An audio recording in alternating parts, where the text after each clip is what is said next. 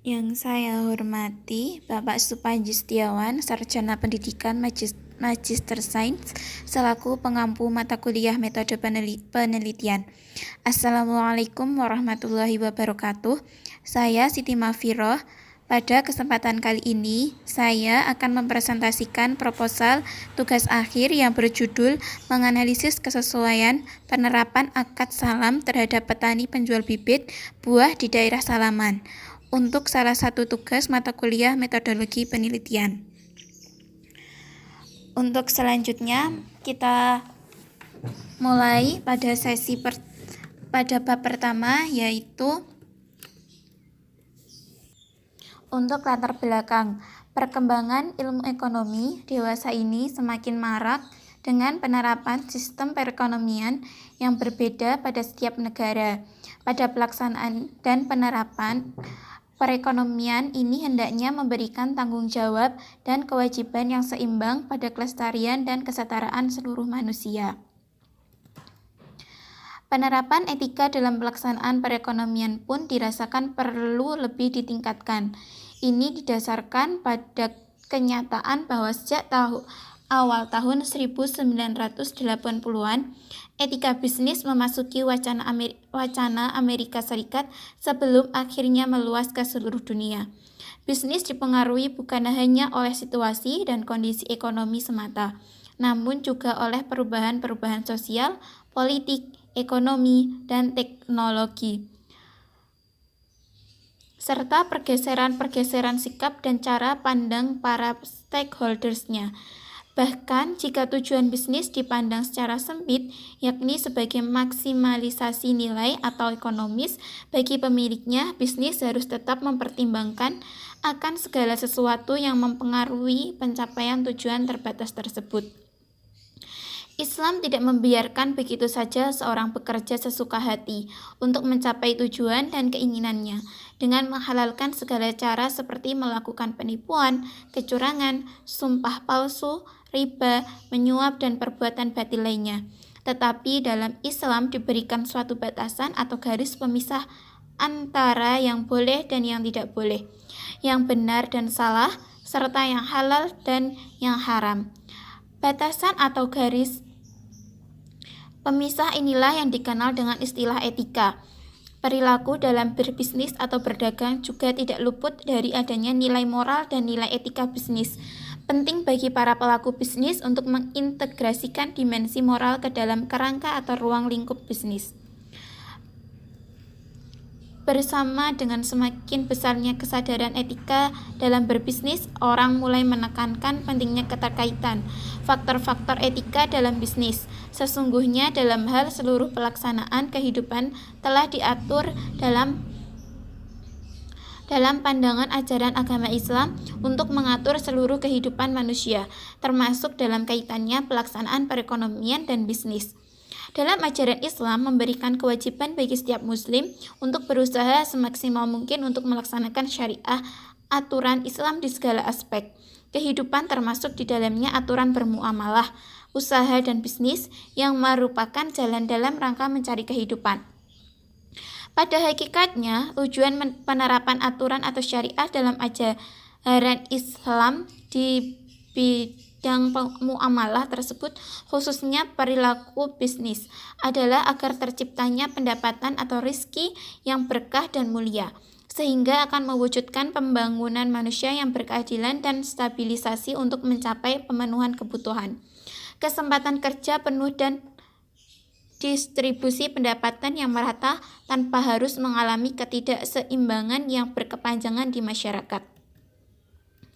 Penerapan etika bisnis Islam tersebut juga harus mampu dilaksanakan dalam setiap aspek perekonomian, termasuk dalam penyelenggaraan produksi, konsumsi, maupun distribusi. Hal inilah yang sudah dilakukan pada beberapa pelaku usaha kecil dengan menerapkan etika bisnis Islam dalam kegiatan mereka. Penelitian ini merupakan suatu resum dari hasil penelitian yang pernah dilakukan sebelumnya, sehingga nantinya konsep etika bisnis Islam ini dapat menjadi sebuah framework bagi pelaku usaha lain sektor pertanian di Indonesia saat ini menjadi andalan. Dengan potensi sumber daya alam yang sangat melimpah, sudah sewajibnya masyarakat Indonesia mensyukuri rahmat Allah dengan memberikan timbal balik yang positif. Sektor pertanian di Indonesia menjadi andalan.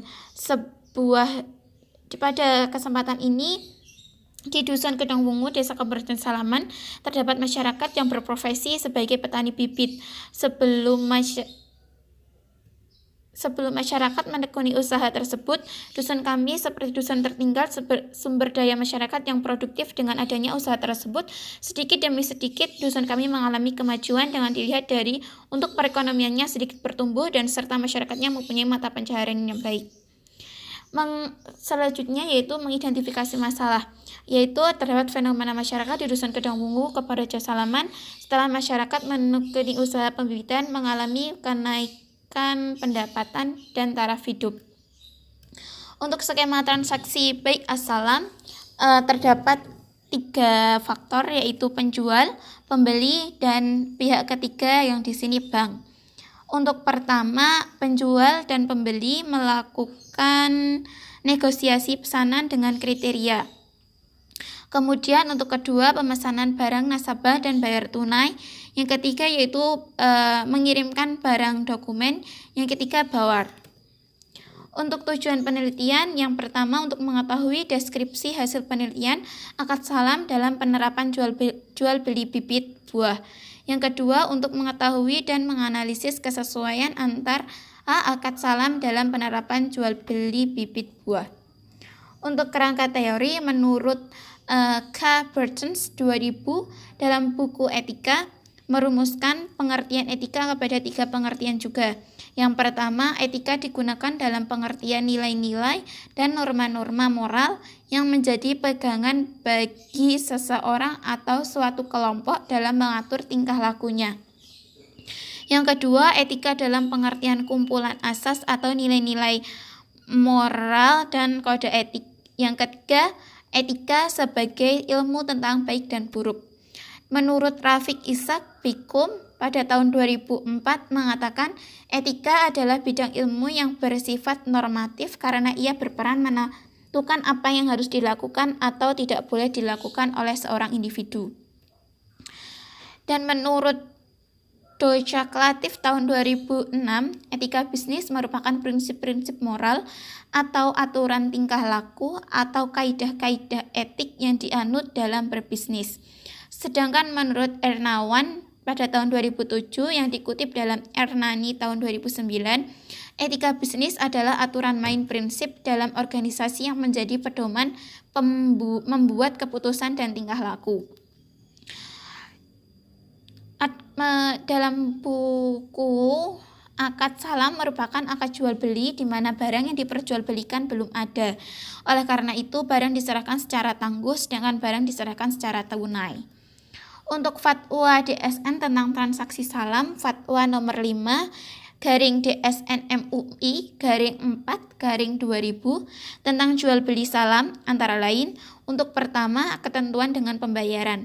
Pertama, alat bayar harus diketahui jumlah dan bentuknya, baik berupa uang, barang, atau manfaat. Yang kedua, pembayaran harus dilakukan pada saat kontrak disepakati. Yang ketiga, pembayaran tidak boleh dalam bentuk pembebasan hutang. Yang kedua, ketentuan tentang barang harus jelas ciri-cirinya dan dapat diakui sebagai hutang. Yang kedua, harus dapat dijelaskan spesifikasinya. Yang ketiga, penyerahannya dilakukan kemudian. Yang ketiga, ketentuan tentang salam paralel. Dibolehkan melakukan akad salam paralel dengan syarat akad kedua terpisah dari akad pertama. Akad kedua dilakukan setelah akad pertama sah. Yang keempat, yaitu penyerahan barang sebelum atau pada waktunya. Untuk pertama, penjual harus menyerahkan barang tepat pada waktunya dengan kualitas dan jumlah yang telah disepakati. Yang kedua, jika penjual menyerahkan barang dengan kualitas yang lebih tinggi, penjual tidak boleh meminta tambahan harga. Yang ketiga, jika penjual menyerahkan barang dengan kualitas yang lebih rendah dan pembeli rela menerimanya, maka ia tidak boleh menuntut pengurangan atau harga diskon. Yang keempat, penjual dapat menyerahkan barang lebih cepat dari waktu yang telah disepakati dengan syarat kualitas dan jumlah barang sesuai dengan kesepakatan, dan ia tidak boleh menuntut harga tambahan.